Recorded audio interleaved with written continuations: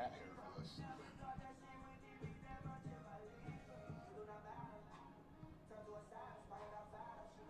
Well, welcome into the Illini Nation pregame show from Wrigley Field in Chicago, Illinois. Glenn Kinley with Joey Wagner here, Illini Inquirer, WCIA 3 Sports. We got just about 90 minutes from kickoff here, almost a tip-off. I'm still getting used to this basketball, football going been playing double duty back and week. forth here, but certainly an exciting venue, if nothing else, an exciting game, but this is pretty sweet. It's pretty cool. I'm watching some grounds crew break up sheets of ice right now in the stand, so it's a little frigid out there, but it's a really cool setting, and Illinois obviously hasn't done this since 2010, and now they're going both ways in the end zone, two end zones that are functional here, which is a difference than the last time, but really big opportunity for Illinois today. They seem to have gotten a pretty good setup out here. If you didn't notice, Joey and I are on the field. This is our first pregame show, not on the field, so we're up in the booth for this one. We found a quiet spot to settle in and stay a little bit warmer.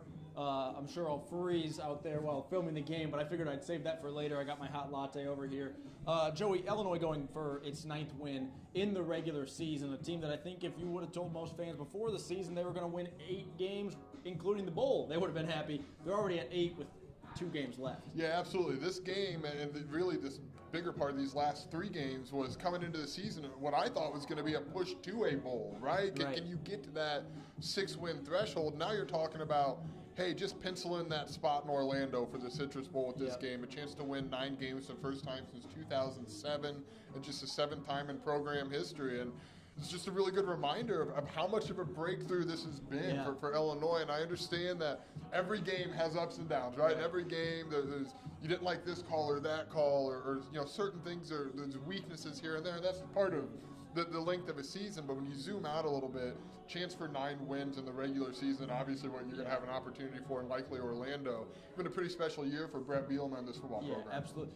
Now you talk about the bowl game, and it seems like Illinois is almost certainly, barring probably an Indiana loss, going to the Ryan Walters revenge tour here against Indiana going today. to the Citrus Bowl almost certainly. But it sounds like from what you're saying, you think despite that, Illinois has plenty to play for in this game. This isn't we're going to the same bowl, we already got 8 wins, it doesn't matter. Still a lot to play for? Yeah, listen, Brett Bielema is really, really good at taking one thing and repeating it hundreds of times in his locker room. And it kind of drives us nuts, but it works. It works, right? And it's not. I don't think he just says it to us. I think he says it to them too, which is why it works. I would bet Brett Bielema woke up every day this week and said, hat, and that's what he's telling to these guys is, hey, they knocked you out of a bowl game last season. They kept you from 6 wins. They took the Land of Lincoln trophy back from Illinois for the first time in Brett Bielema's tenure.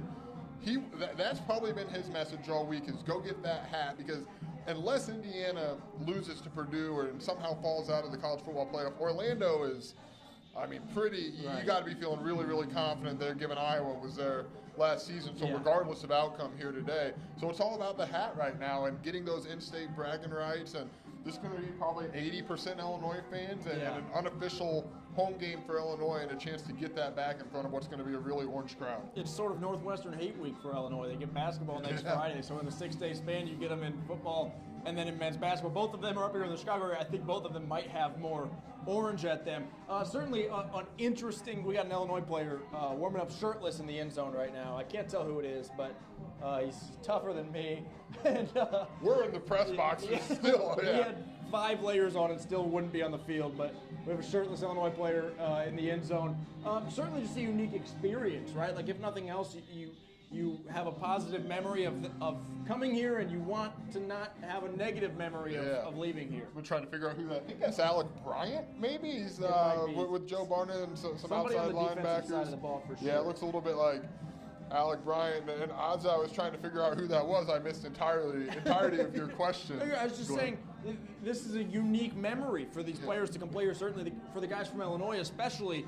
But I think you probably have a little bit added juice because you don't want to look back and tell people, I played at Wrigley Field. How'd it go? Well, we lost Northwestern, right? That's right. And the reality is with Northwestern, Illinois will host Northwestern next season. And by the time, I believe, their new stadium will be done. And certainly Northwestern's not going to want to give up a future home game from that stadium. And Illinois doesn't seem like it's in the business of giving up home games. So this opportunity isn't going to be an annual thing. It's probably not going to be a 5-year thing. I mean, you're not going to have this chance for probably some time for a program, and obviously these guys aren't going to have this chance again. So, you want to kind of make the most of the opportunity you have and recognize that because you're in Chicago, you can kind of fan base that maybe doesn't always make the trip down to Champaign. Now they're going to be here and a chance to put on a show in front of them in person and really close out what's been a really, really good season. Yeah. Now we always get this time of year, you get to transfer portal time and you get to opt-outs time.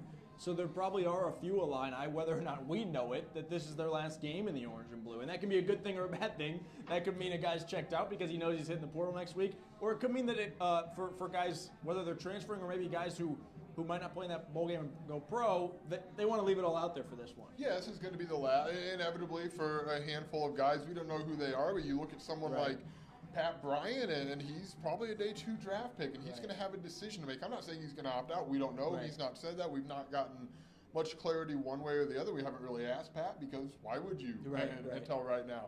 But you talk about, if you're looking at that, it's guys with NFL draft decisions. You saw in 2022, Sidney Brown, Chase Brown, Devin Witherspoon.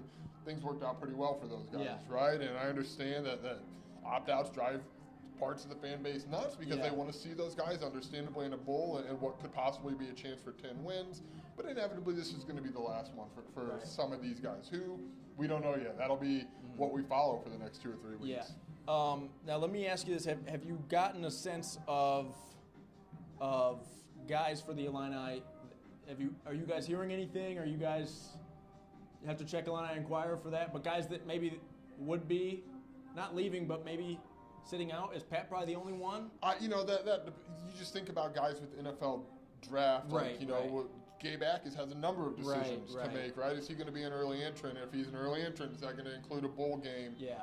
But someone like T.Ry Edwards, who I think's really improved his draft stock, what's he going to do next? So I don't know. I have not gotten the sense of what that could look like yet. I think it's been kind of quiet because they want to close out of this with 9 wins and being that next tier beyond those college football playoff contenders from the Big Ten. Certainly Illinois trying to put itself in a closer to that top group than the next group, right? And trying to prove, I think most fans would agree that probably Ohio State, Penn State, Oregon, and maybe Indiana are kind of in their own category right now.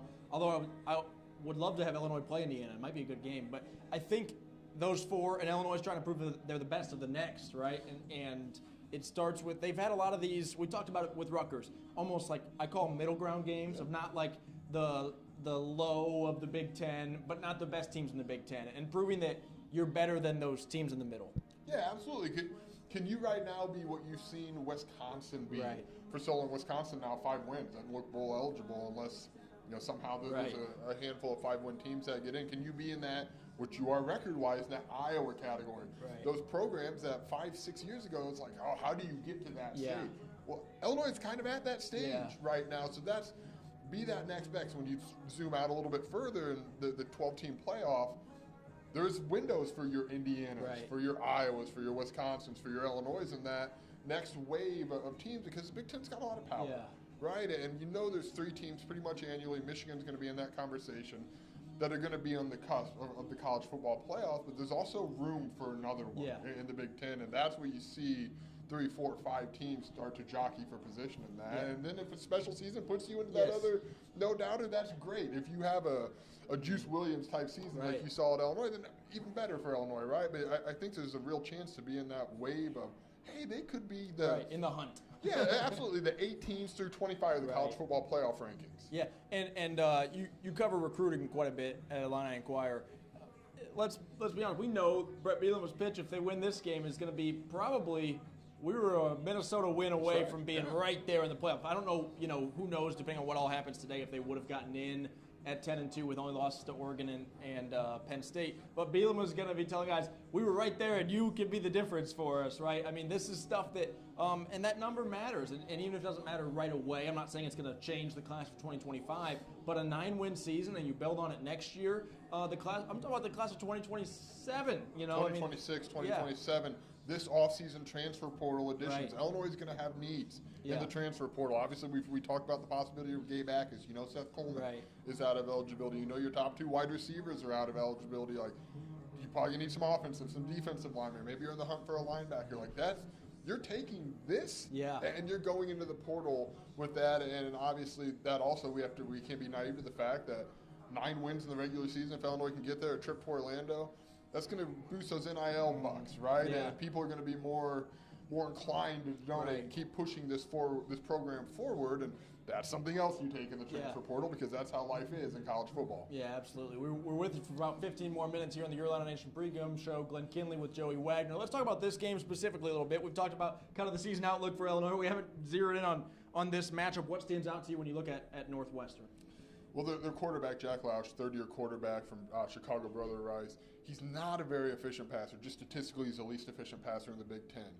And I feel like we've talked about this a lot, Glenn. The kid, he can run. And you saw what a running quarterback can do. You've seen that in the past. And last including week, a quarterback at Rutgers that maybe wasn't known as a running quarterback. And at really opportune times for Rutgers and inopportune times for Illinois to really pave the way for that Luke Altmaier, Pat Bryant connection. So can you keep him in the pocket? And you've got to just make him pass. Make him be a pocket quarterback and throw into what they really – I've gotten the vibe from them over the last few weeks. Like right now, short-term, long-term, this secondary is – they really, really believe in what they can be and what they are becoming in that secondary. Caleb Patterson is questionable, and if he's limited, if he can't go, Jaheim Clark's the guy we've seen a ton of over the course of the last few weeks. So make him throw into that secondary. And we asked Aaron Henry about that this week, and there's – it's kind of a catch-22. They like to play man coverage. They like to just have one safety back. Well, when you're doing that, your back is to the quarterback. And if your back's to the quarterback, you don't see him take off and run. So you're looking at your defensive line. You're looking at your outside linebackers to contain Jack Lausch in the pocket because, the 8th and Callie McManus run on 4th down on that go-ahead drive before the Luke Altmaier, Pat Bryant drive, Alec Bryant got a little too far upfield. And that opened a window. And obviously it's not solely on Alec Bryant, right? But that opened the window. And, it takes every level to keep a quarterback in the pocket. So even if you're playing man coverage, you've got to have your linebackers, you've got to have your safeties ready to keep him in the pocket. And, it kind of reminds me a little bit of it's 2019 Northwestern Illinois is a truly miserable day, windy, and that's where you're going to run the ball. Yeah. And that's when you're going to have your quarterback run. And Andrew Marty that year ran all over Illinois in what was a really kind of a surprising loss for Illinois. So you can't let that happen again, Glenn, and then trust your offense on the other side to put up points against the Northwestern defense that's probably going to allow this Illinois offense to score. I want to talk more about Jaheim Clark first. There is a breeze here. It looks like we're blowing straight towards right field, so whoever has the ball and is going out towards the Budweiser sign will be with the wind, at least for now. We do have a little bit of time before kickoff. Jaheim Clark has been an interesting spot because it's been pretty clear defenses are going at him. They're throwing him the ball. I think Rutgers scored a touchdown and just threw it his way into single coverage 2 plays in a row. The first time he actually made a great play. The second time he was in a good position. It was just a heck of a catch. And it was a great catch, Strong. great throw. I actually think he's been pretty good. I think he's just been getting targeted so much, and he doesn't need to be perfect. He needs to be good enough that teams quit wanting to throw the ball his way. Yeah, I think the only one that you would really say, like, whew, that was tough was Daniel Jackson against Minnesota. It was right down the sideline. It was a really critical moment in the game. And, look, you can ask Xavier Scott about Michigan. You can ask some of these guys who had playing time as young cornerback. You got to go through those moments, and they're not fun to go through. And that one ended up being a really critical point in the game. But I think he's been impressive. And I think what you've seen is at Oregon he played a number of reps because they were hurt. And then you've seen injuries. The next game against Minnesota really opened the door. But then it's become very much a matter of, hey, they're healthy and this guy's earned reps. And obviously today with Caleb Patterson questionable, that changes that a little bit. But he's kind of their 2.5 starter.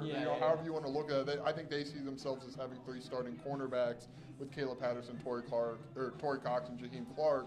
And he's really played really well down the stretch here, and it's a big bright spot for the future. Yeah, and Joey stating the obvious here, and this isn't true just for Jaheim Clark, but for a number of guys, and this isn't true just for Illinois, this is for any program, but these reps these guys are getting are very valuable, right? Like, I'm talking about the Hank Beatties, the Ashton Hollands, like the reps that these guys are getting are certainly ones that will be valuable next year. Again, you don't know who you keep, but if you keep these guys, you're going to look back and say, man, there were times that guy drove me nuts last year, but he's an all Big Ten player a year or two later. Yeah, look, I go back in my brain. I know it's before you, but like 2018, Sidney Brown and Quan Martin had growing pains. They had him in 2019. Yeah. And then you see them come out the other side of that, and And I get it. If you're a fan and you're fighting for 9 wins and you're pushing towards Orlando, you don't want to see those. But you're right. You look at a guy like Jaheim Clark. You look at a guy, even Caleb Patterson. I mean, this guy didn't play after junior college transferring from junior college last season. Alex Kapka-Jones, Khalil Valentine.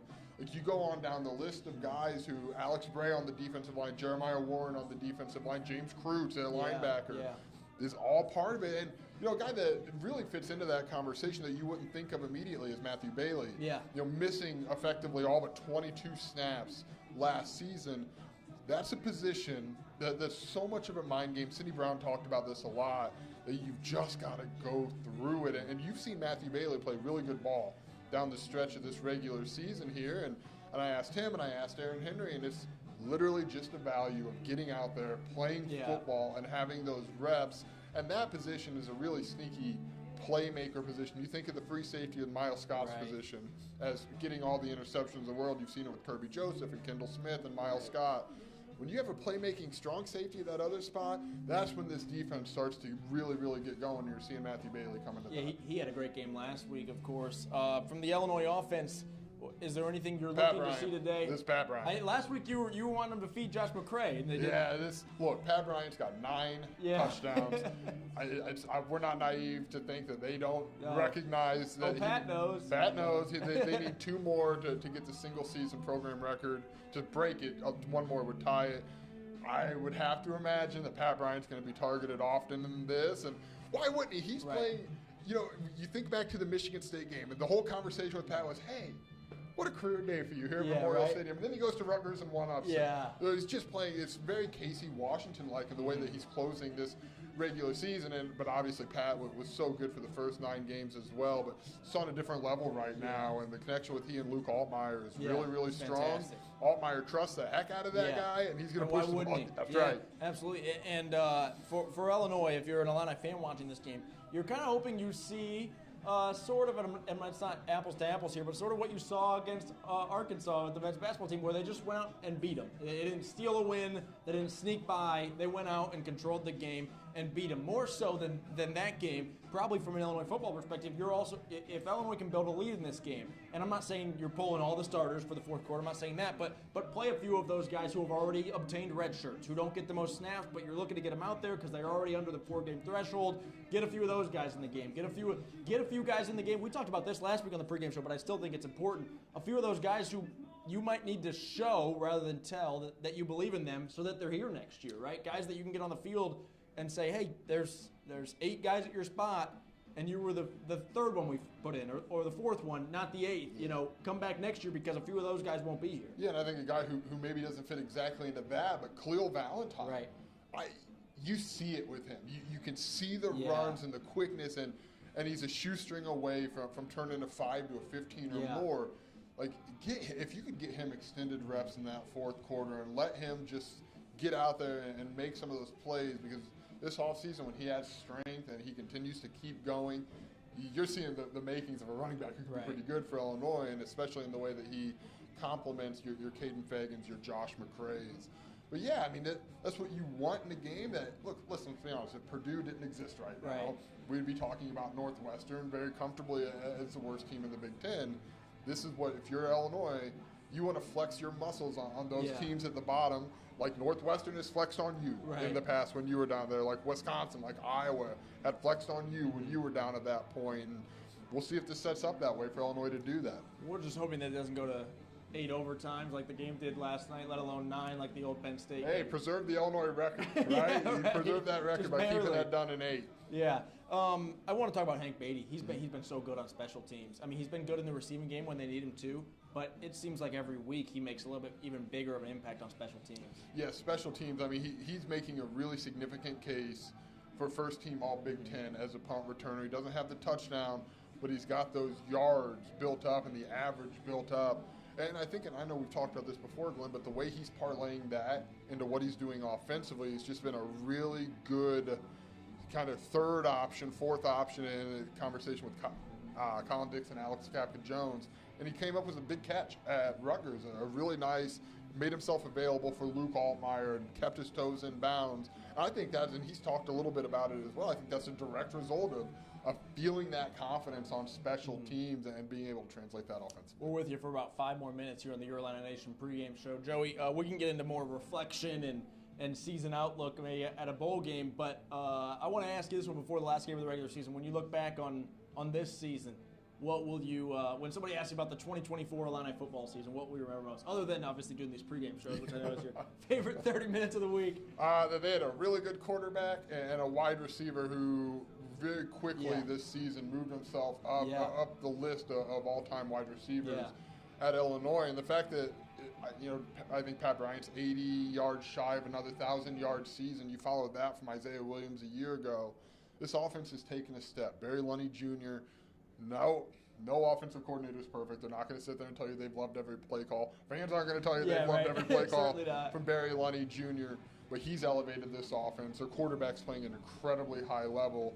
And Pat Bryant is really emerging as a heck of a wide receiver, and you pair him with Zachary Franklin. That's what I'm going to think of is Luke Altmaier, Pat Bryant, Zachary Franklin, and the way this team threw the ball around to get to 9 wins and probably Orlando. Absolutely. Should we get the folks a couple, what do we usually do? Random predictions, not necessarily, they can be bold, sometimes they're not, sometimes they're educated, sometimes they're... Yeah, sometimes Last week I said Khalil Valentine.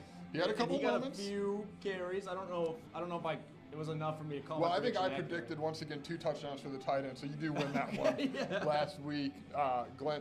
I'm not even going to get bold. Pat Bryant's going to set the record today. I feel like that is 2. That is, he's going to get 2. That feels like the lock of the lot. Which one we live in that saying Pat Bryant's going to score 2 touchdowns is like, oh well, Joey took the easy. Yeah, gee, how bold to predict that. I just think his season.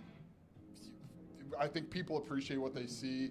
But when you look at the stats and you look at where he ranks in terms of what he's done at Illinois, he's putting himself into that day 2 mix, into that second round, early third round mix, and that's a heck of a jumping off point for him. And if you're Justin Stepp, if you're Barry Lunny, if you're Brett Bielema, you're going to the portal, and come one, come all, you hopeful second rounders. Yes, exactly. And Pat really has showcased his leadership this year too.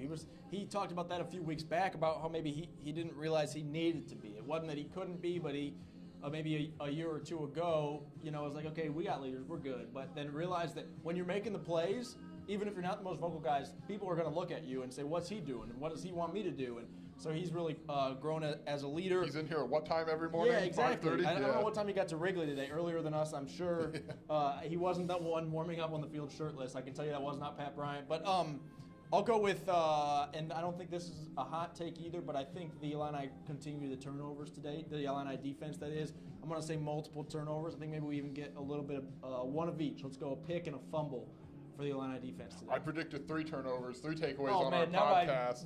Listen, I went with 4 initially, and I was like, that's a little disrespectful. Let's dial it back to 3 here. But again, I'm with you because if Lausch has some fumbling tendencies, I think James Cruz, I asked Josh Cruz, I said, hey, what do you think of your brother? Playing, what do you think about his play? He goes, well, he could use a turnover, which is the most big brother thing in the world and very Cruz-like for those two. But there's definitely fumble possibilities there, and then if you can keep him in the pocket, let your Xavier Scotts, your Miles Scott, maybe Matthew Bailey gets on that and get some takeaways and see if you can comfortably get out of here with a win and a party in Chicago. My only request for this game is that regardless of who wins, I just need to go Cubs go at the end, whenever that. Hey, get the aux cord. That could be you. You can make that happen. Where are we at here? I will see if I can make that happen. We got an hour till kickoff. They're still working on this. I'm going to try to figure out how to get Go Cubs Go on the Jumbotron here. They're going to try to get the ice off the field and find a space heater and get my hot coffee over here. Joey, we appreciate your time. This has been the Your Illini Nation pregame show. Of course, we'll have postgame coverage on WCIA.com, on WCIA News tonight at 10.